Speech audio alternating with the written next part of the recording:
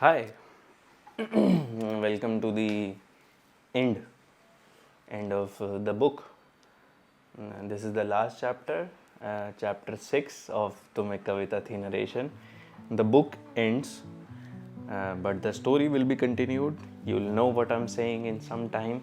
Read the last chapter, ऐसे क्यों बैठे हो, which is मैंने उससे ऊपर अभी तक कुछ नहीं लिखा. I think that is my best writing. The last chapter, ऐसे क्यों बैठे हो.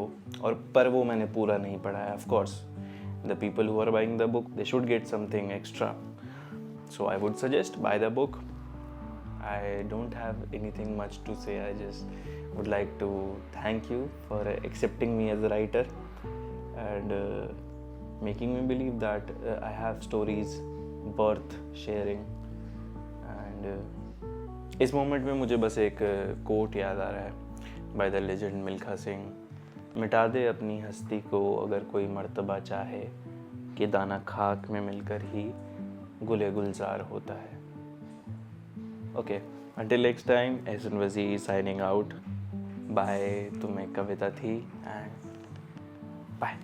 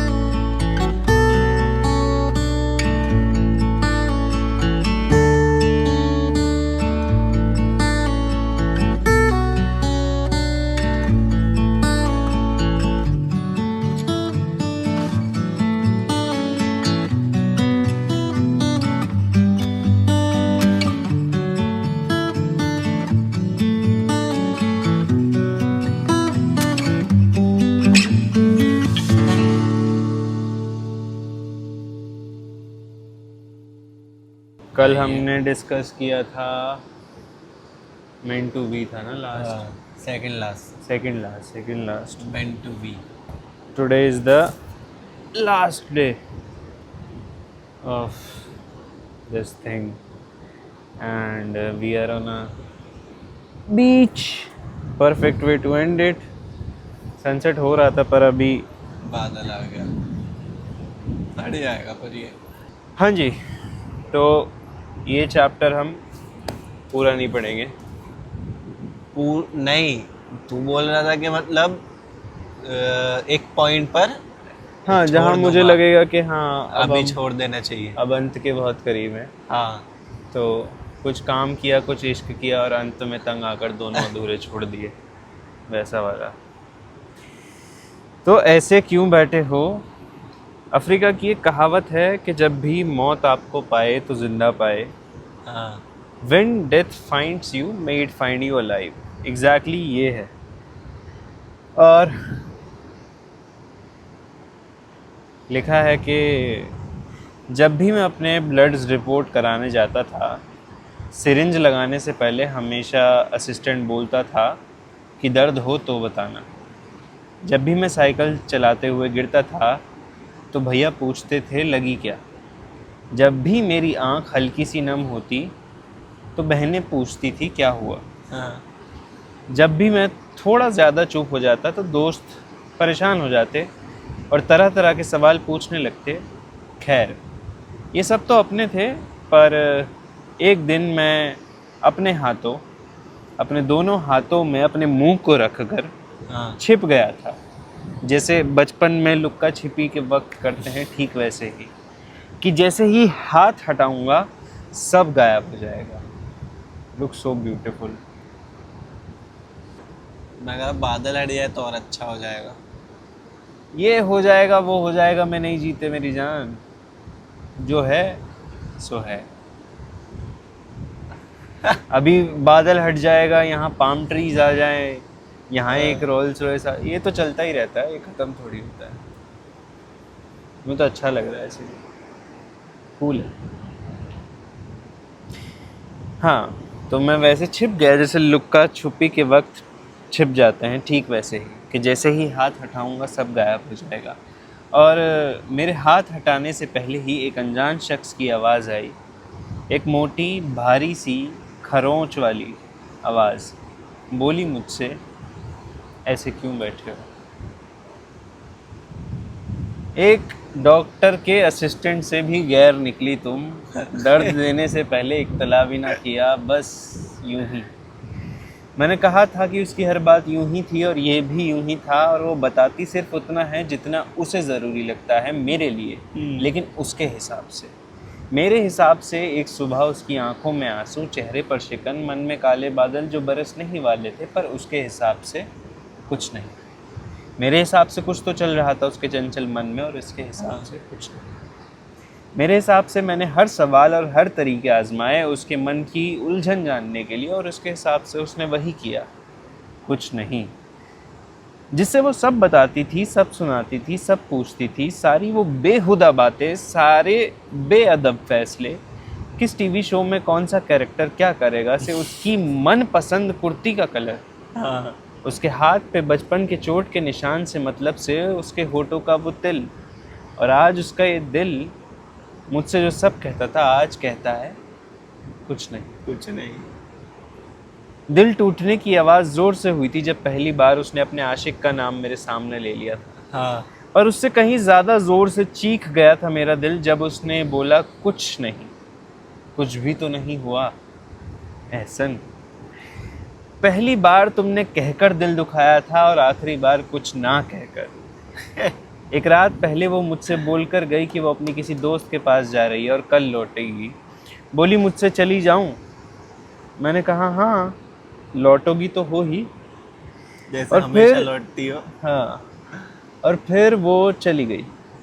शाम में जब मेरे घर में मुझे उसी के बिना वो घर काटने लगा, तो हर्ष ने बोला तू भी कहीं बाहर चला जा, हाँ। किसी से मिल ले, कब तक उसी के पल्लू से बंधा रहेगा, और भी लोग हैं। मेरा मन न था पर मैं चला गया। मैं अपनी एक दोस्त के यहाँ पहुँचा तो वहाँ माहौल था, पर वो माहौल हर्ष और गोली का बनाया नहीं, तो मेरे किसी काम का काम नहीं। का नहीं। खैर, रात के 1:15 बजे मुझे मोगू का फ़ोन आया कि मैं घर आ रही हूँ। मैंने कहा मैं बाहर हूँ। तो तू घर कब आएगा?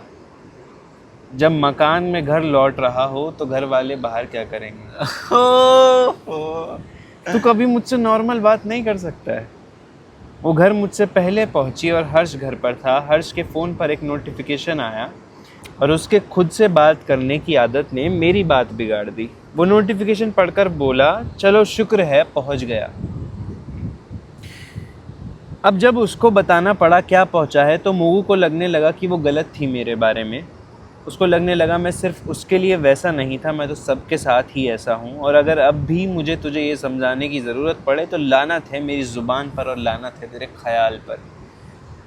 दरअसल जिस दोस्त के घर में था वो कुछ दिनों के लिए बाहर एक शो के लिए जा रही थी और वो काफ़ी डरी हुई थी क्योंकि उसे कई दिन अनजान लोगों के साथ रहकर खुश दिखना था। मैंने उसे समझाने की कोशिश की कि ये तो अच्छी बात है, तुम्हारी ज़िंदगी का सिर्फ एक ये हिस्सा है, कई लोगों की तो ये ज़िंदगी है, हाँ। अनजान लोगों के साथ रहकर खुश दिखना। हाँ। खैर उस वक्त मैं अनन्या के साथ हैरी पॉटर देख रहा था और सेवेरस स्नेप हाँ। बोला एक्सपेक्टो पेट्रोनम और लिली पॉटर का पूरा सरमाया दिखाया और कैसे स्नेप उसे ज़िंदगी भर चाहता रहा। हाँ। मुझे बचपन में हमेशा लगता था मैं हैरी पॉटर द प्रोडिजी, पर आज सालों बाद समझ आया कि मुझे मेरे फैसलों ने स्नेप बना दिया। बढ़िया। स्नेप के मरने से पहले हाँ। डंबलडोर उससे एक आखिरी सवाल पूछता है, lily after all this while, इतना सब कुछ होने के बाद भी आज भी वही क्यों? क्यों का जवाब अगर मैं और स्नेप ढूंढ लेते तो हम क्यों ना जीते। सबको लगा हार गया स्नेप और उसकी जीत हर एक उस पल में थी जिसमें लिली या मोगू ने उसे कभी अपना माना था। हाँ। ये बातें काफ़ी शायराना और सुनने में अच्छी लगती होंगी, पर वही एक शख्स रोज़ क्यों याद आता है? नींद की आगोश में क्यों उसका ख्याल है? अफसुर्दा रातों में क्यों उसके नर्म हाथों के स्पर्श की फुरकत होती है?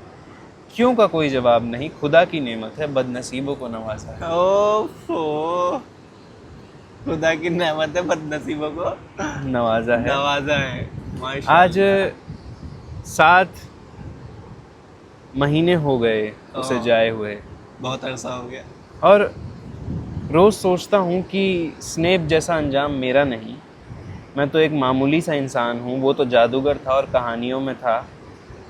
वक्त लगेगा पर भूल जाऊँगा, वक्त लगेगा पर भूल जाऊँगा तेरी नूरे हुदा सूरत, तेरी मुस्कुराहट के बगीचे जिनके नीचे मैं शामों में ठहर गया था।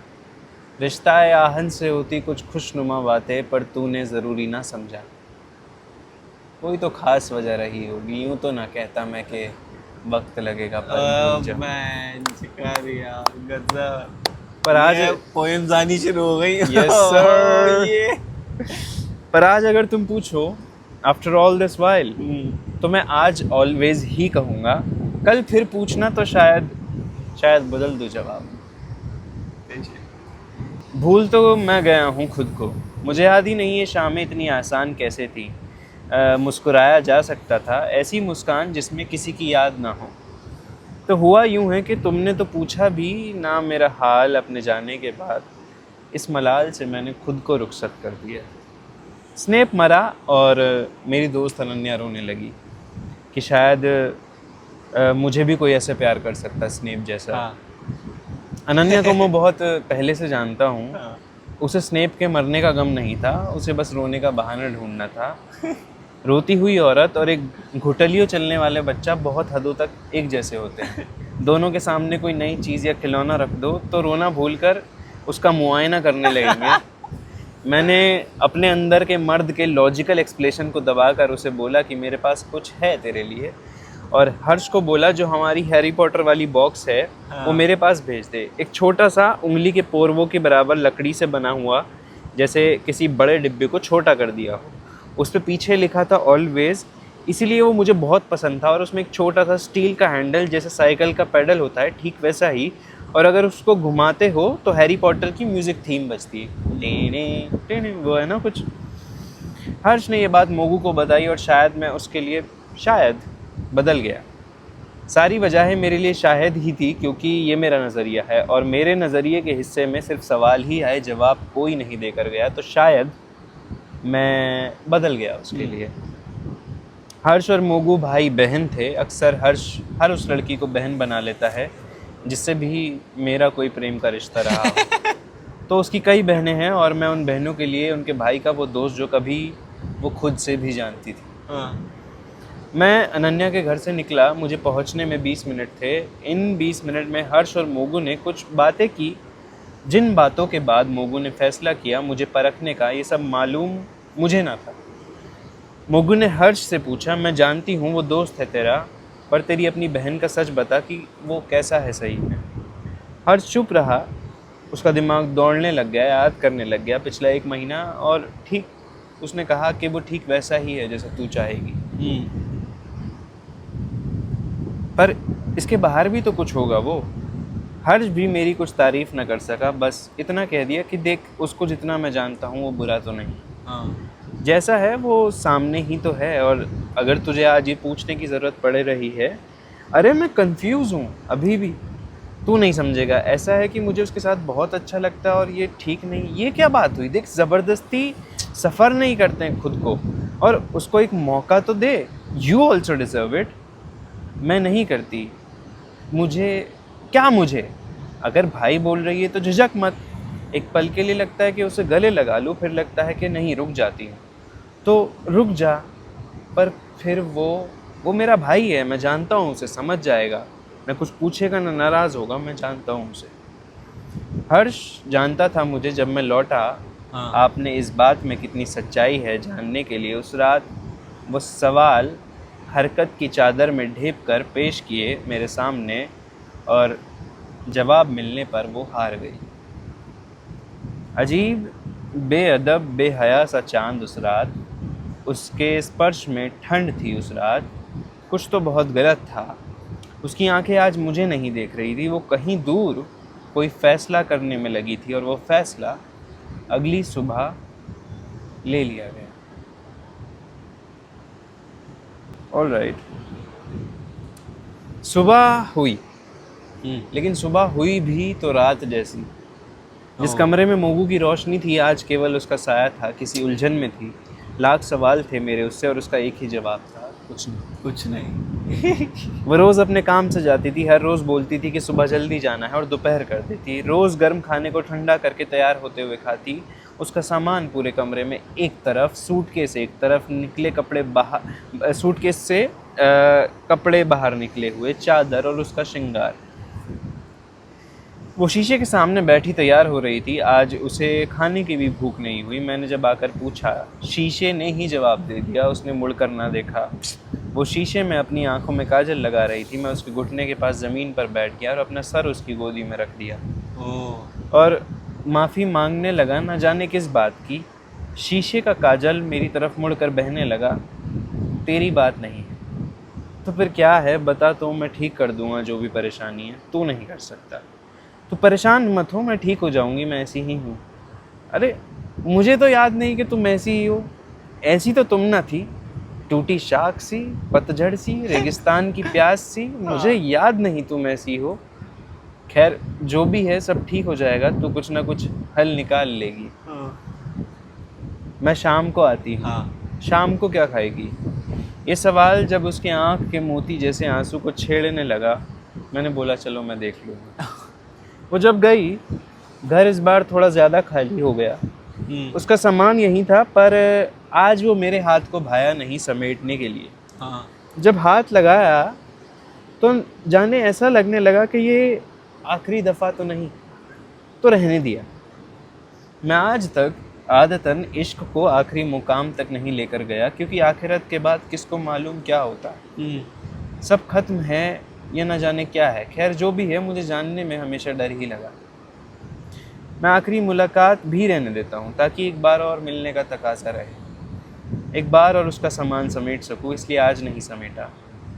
शाम तक उसका चेहरा याद आता रहा। उफ वो चेहरा, आज इतना उदास चेहरा। उस दिन भी वही हुआ जो सर्वेश और गोली के जाने से पहले हुआ था। ओ भाई, आगाज़।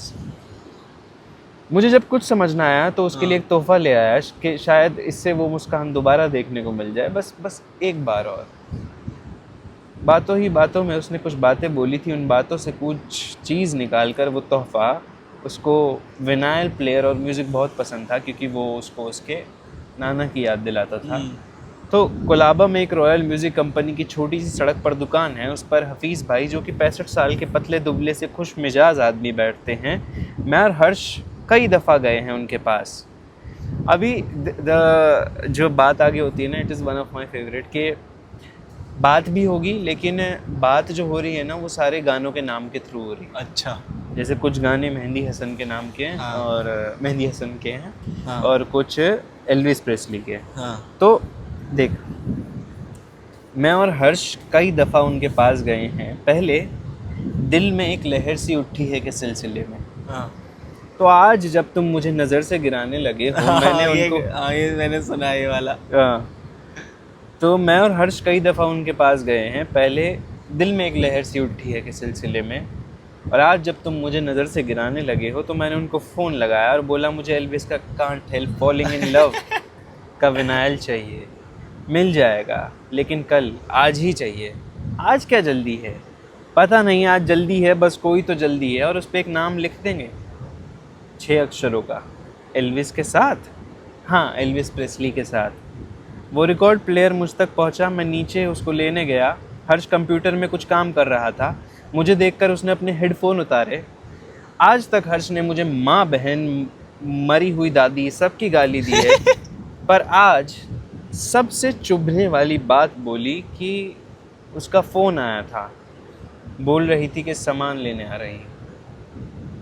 ये सुनकर मैं बस इतना ही बोल पाया कि मुझे फ़ोन क्यों नहीं किया। रात को 12:12 पर आई वो अपना हल्का नीला सलेटी सूटकेस पैक करने। हर्ष ने बहुत पूछा क्या हुआ, बस मैं घर निकलूँगी 2 दिन बाद। मैं चुपके से वो विनाइल उसके सूटकेस में रख दिया। उसने जब ले जाने के लिए सूटकेस उठाया तो दोनों टूट गए, विनाइल और मेरा दिल। उसने बाहर निकाला और कहा मैं ये नहीं रख सकती। मैंने मेरा पहला क्यों, क्योंकि बस समझ तू ऐसे क्यों जा रही है, मेरा दूसरा क्यों। उसने आंख उठाई, वो बहुत रोई हुई थी। तू अभी भी परेशान है? नहीं, अब सब ठीक है, घर पे बात हो गई है। फिर अब? मुझे जाना है। जाना तो है ही, पर ऐसे आखिरी आखिरी क्यों? ये ले। विनाइल पकड़ाते हुए बोली, टूट गया ये तो। हाँ, इतना कुछ कह दिया तेरे बारे में, पर उस दिन मेरे पास कहने को कुछ ना था। बोलना चाहा, ख्याल दौड़ने लगे। सोच से समझना चाहा क्या सही रहेगा यहाँ बोलना, जिससे कि तुम रुक जाओ। रो दूं, क्या करूं, चुप ही रहना बेहतर है। इतने में आंसू पलकों तक आता, वो ऐसे गई जैसे कभी आई ही नहीं थी। मैं उस कमरे में अकेला खड़ा रह गया। हर्ष गया उसका सामान रखवाने। मेरे कमरे में जो उसका था, मैं रह गया जो भी उसका था। ओह मैन, ये बहुत अच्छे से लिखा है यार। हम दोनों कभी मेरे थे, पर हाँ। अब किसको मालूम था एक दिन हम दोनों के तुम घर थे, पर एक दिन बस तेरे ख्यालों के मकान बन गए। मेरी फैज साहब की एक मन पसंदीदा एक नज्म है जो जिया मोइनुद्दीन की आवाज़ में मुझे सुनना बहुत पसंद है, पर वो मुझे बिल्कुल समझ नहीं आती है, ठीक तुम्हारी तरह, पर पसंद बहुत है। कि और ये भी उसी की तरह सर्द है, पर अच्छी लगती है। हाँ। और जब याद की बुझती हुई शमों में नजर आया कहीं एक पल आखिरी लम्हा तेरी दिलदारी का, दर्द इतना था कि उससे भी गुजरना चाहा। हमने चाहा भी, मगर दिल न ठहरना चाहा। अरे गजब कर दिया। ये मैंने नहीं लिखी है, ये मतलब फैज़ बोली की। तो अच्छी है ना, अच्छा। जो भी है। उसके जाने के बाद मैंने खूब कविता लिखी। कुछ लोग रस्सी, जहर, शराब उठा लेते हैं, कुछ बुज़दिल कलम का सहारा लेते हैं। एक दिन खूब नाराज़गी भरे अंदाज में मैंने लिखना चाहा कि लिख दूं, तो इतनी भी खास थोड़ी है। सन्नाटे में शोर करती है, मेरी चुप्पी में बोलती है, पर इतनी भी कोई खास थोड़ी है। हाँ। तो क्या हुआ, कोई और लड़की भी तो समझ सकती है मुझे। हाँ। इसमें कौन सी बड़ी बात है। तो इतनी भी थोड़ी खास है। बस मुझसे सोचती अलग है, उसका नज़रिया अलग है, लेकिन इतनी भी खास नहीं है। आंखों से ही तो बोलती है, मुंह से कोई जवाब थोड़ी ही है। खैर, तो इतनी भी खास थोड़ी ही है। हर किसी से तो बात कर लेती है, सभी तो दोस्त हैं इसके, सभी को भा जाती है, मगर इतनी भी खास इतनी थोड़ी भी है। खास थोड़ी है। सबको अपनी बातों में लगा लेती है, काम में भी मन नहीं लगता, खाने में इतनी तवज्जो करनी पड़ती है। मीठा खाना उसे नहीं पसंद, बातें ही तो मीठी करती है, मगर इतनी भी खास थोड़ी है। शायरी न पढ़ती न समझती है, मैं जब भी पढ़ूं तो हंसती है तो दिन भर उसके पास बैठकर उसकी हंसी सुन लूं, काम काज छोड़कर, पर तू इतनी भी खास थोड़ी है। सच ऐसे बोलती है जैसे रूह पे लिबास नहीं, मेरी जान तू इतनी भी खास नहीं। जाने के बाद कितना काम बढ़ा गई है, थक गया हूँ उसकी यादें समेट समेट कर, उसकी राह देख देख कर। तुम आओ तो फुर्सत से बैठ जाना मेरे सिरहाने, मैंने देखो ना अपने सारे राज बता दिए हैं, हर बार तुझे ही क्यों बता बैठूं। ये कोई बात थोड़ी है, मेरी जान तू इतनी भी खास ओह, इजहार करूं तो हंसकर टाल दे, हाँ। भला ये कोई बात थोड़ी है। ऐसी भी क्या गुमान करती हो, तू इतनी भी खास थोड़ी है। बेरंग कला में कला रंग ही तो बढ़ती है, दिल से होकर दिल में उतरती है, भला ये कोई बात थोड़ी है। पेशानी पे रखूं हाथ और पूछ लूं, पर तू मेरे पास थोड़ी है। ओह। तेरे जाने के बाद मैं खुद को किसी और का कर दूं, तो इतनी भी थोड़ी है, खास थोड़ी है। तो इतनी भी खास थोड़ी है। ये लिखने के बाद हफ्ता गुजरा और तेरे बारे लिखते हुए सोचा तेरा नाम भी लूं तो कैसे लूं, आवाज़ भी दूं तो कैसे दूं। ये कमरा जवाब नहीं देता है, ये सिलवटें, ये दरारें चुप सी हैं। तेरे जाने के बाद खामोशी को ही गले लगा कर सोता हूँ, पर कभी अफसुर्दा रातों में तेरा नाम धीरे से चुपके से लेने की कोशिश करता हूँ, पर हिम्मत नहीं होती, इसलिए बस लिख देता हूँ कि तेरे बारे में सब लिखूँगा पर तेरा नाम न लूँगा। साकी, पर इस बार मैं तेरे हाथ से जाम न लूँगा। अब तू दिखे तो दिल थाम लूंगा, हाले दिल बयां करके वफा की सबात नहीं, कोई नाम पूछे तेरा मैं बोलूं मुझे याद। ओ मादरजात भाई, ये बहुत सॉलिड था यार। एक झूठ उसका हमेशा याद आता है, हमेशा कहती रहती कि तू मान ना मान पर मेरे बाद कोई और मिल ही जाएगी तुझे। हाँ बोली कि तुझे तो कोई और मिल ही जाएगी मेरे बाद, किसी और से भी तू कर ही लेगा प्यार। मैंने कोशिश की हाँ पर क्या हुआ, हर उस लड़की में जिसमें तेरी एक झलक भी दिखी, जैसे नजरों पर पलकों का पर्दे भर लेना, हाँ। जैसे कानों के पीछे अपनी आवारा आजाद जुल्फों को छिपा देना, जैसे ये जैसे वो और जैसे सांस लेना, उससे भी मुझे तेरी ही याद आई। हाँ। मैं रोज़ ये एक सवाल करता हूँ खुद से कि क्या फ़र्क है प्यार में और दर्द में, बस इतना कि खुद को समझा लो तो प्यार और ज़िद पर अड़ो तो दर्द। अब दर्द नहीं है, बचपन और बचपने में अक्सर दिस वंस गुड। बचपने और बचपन में मैं अक्सर छज्जों पर चढ़कर छतों से झांकते खिड़कियों की ओट से मैं भी तमाशा देखता था। बचपन और बचपने में मैं अक्सर छज्जों पर चढ़कर छतों से झांकते खिड़कियों की ओट से मैं भी तमाशा देखा करता था। फिर एक दिन तमाशे को देखती दिखी तुम, ओह और देखो हम तमाशा बने। अरे नाइस नाइस। तमाशा बने, लेकिन हमेशा खुद को यही दिलासा दिया कि अभी एक बार और मिलेंगे हम, हाँ लेकिन इस बार तुम ठहर जाना। मैं नहीं रोकूंगा, सवाल नहीं करूंगा तुम्हारे फैसले पर, आवाज़ भी ना दूंगा, लेकिन तुम अगर रुकोगी ना तो मैं खुद बताऊंगा कि चांद कैसा होता है नज़दीक से, कि सूरज की लौ से मैं क्यों ना जला, हाँ कि मुझे अब खुदा ढूंढने मंदिर मस्जिद गुरुद्वारा क्यों नहीं जाना पड़ता, हाँ। क्यों अब मैं दुआओं में हाथ नहीं उठाता, क्यों अब दरवाजे पर किसी की आहट हो तो इंतज़ार नहीं रहता, क्यों अब मेरा फ़ोन बजे तो मुझे देखने की जल्दी नहीं, क्यों जीने का थोड़ा और मन करता है, क्यों अब नींद आने लगी है। इस बार जो मिलो तुम मुझसे, मैं किसी की ना सुनने वाला बनूं, लेकिन तुम सब बताना। इस बार जो मिलूं मैं तुमसे तो ठहर जाना। हाँ। अगर किसी दिन ढूंढने आओगी तो मैं दुनिया की जगहों में तलाशने से ना मिलूंगा। मैं तो बहुत पीछे रह गया हूँ। Oh fuck.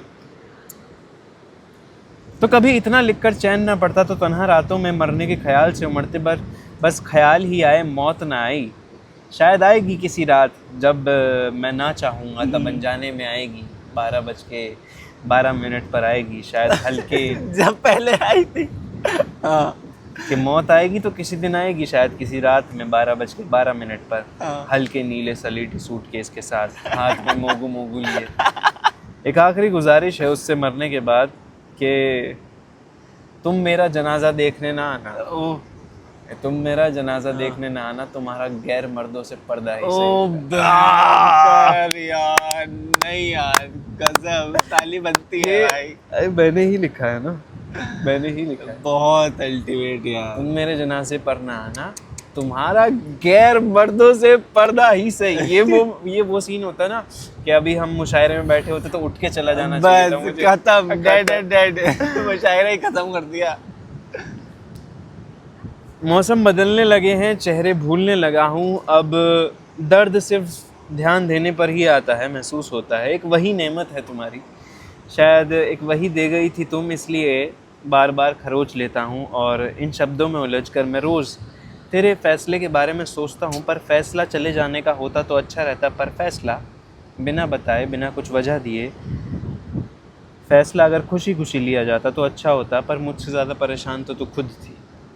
कुछ तो उसके मन में था बेचैन सा, शायद मैं था, पर अगर हम होते उसके मन में, वो और मैं, तो ये बेचैनी ना होती। बहुत वक्त लगा ये समझने में कि वो नाराज़ खुद से थी, मुझसे नहीं। वो प्यार मुझसे करती थी, खुद से नहीं। इसीलिए शायद वो ऐसी थी जो जैसी थी। आज जा रहा हूँ उसे ये किताब देने और बताने कि मोहब्बत में लोग लिख जाते हैं, कह जाते हैं, और उसके पहले सवाल का जवाब देने। हाँ, मैं लिख सकता हूँ तेरे लिए, सिर्फ तेरे लिए।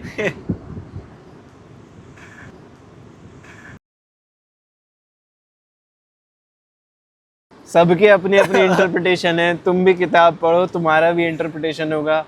एंडिंग मोस्ट प्रोबेबली नहीं डाली होगी, सो buy it and read it. And आज हम नहीं बोल सकते कि until next time. So but see you किसी और चीज़ में.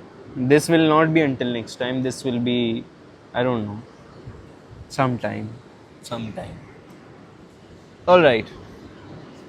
खुदा हाफिज. चांद भी निकल आया भाई. अभी न जाओ छोड़ कर कि दिल अभी भरा नहीं. अभी न जा छोड़ कर कि दिल अभी भरा नहीं.